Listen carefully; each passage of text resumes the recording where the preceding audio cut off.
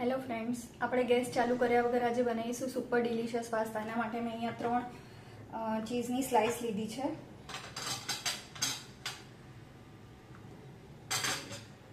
3 ચીઝની slice add કરી છે. એમાં હવે આપણે થોડો ટોમેટો કેચઅપ એડ કરી દઈશું. 1 ચમચીથી થોડો વધારે છે.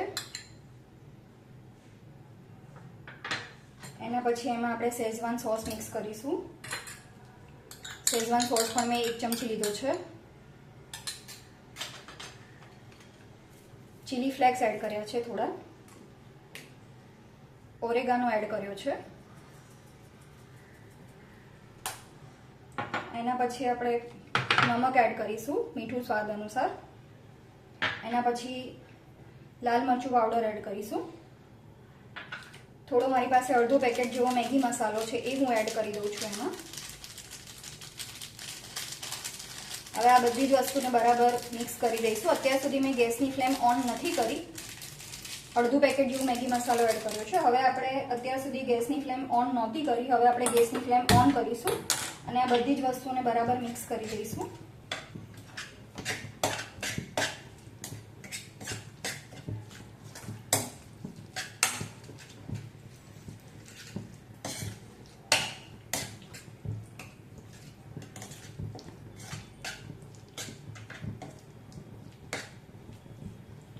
તમે જોઈ શકો છો કે ચીઝ સાથે બધા જ બેઝિક મસાલા એડ થઈ ગયા છે.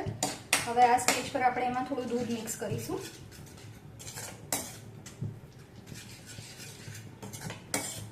ફક્ત 5 મિનિટમાં બની જતા પિંક સોસ પાસ્તા રેડી છે.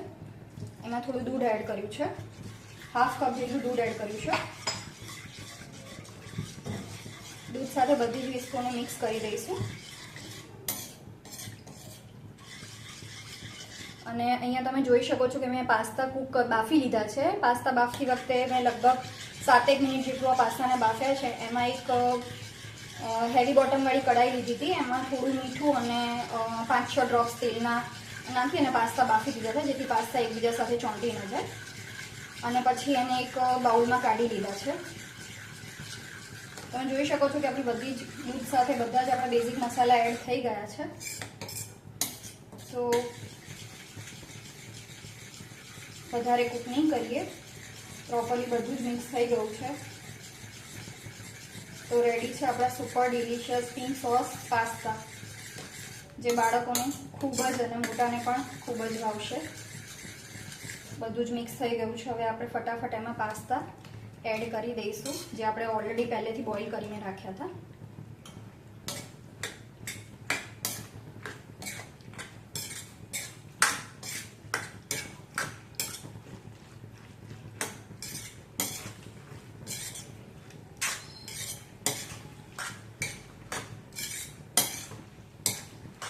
તમે ઈચ્છો તો આને ધાણાથી ગાર્નિશ કરી શકો. તો રેડી છે સુપર ડિલિશિયસ અને ટેસ્ટી પાસ્તા. સર્વિંગ પ્લેટમાં કાઢી લઈશું.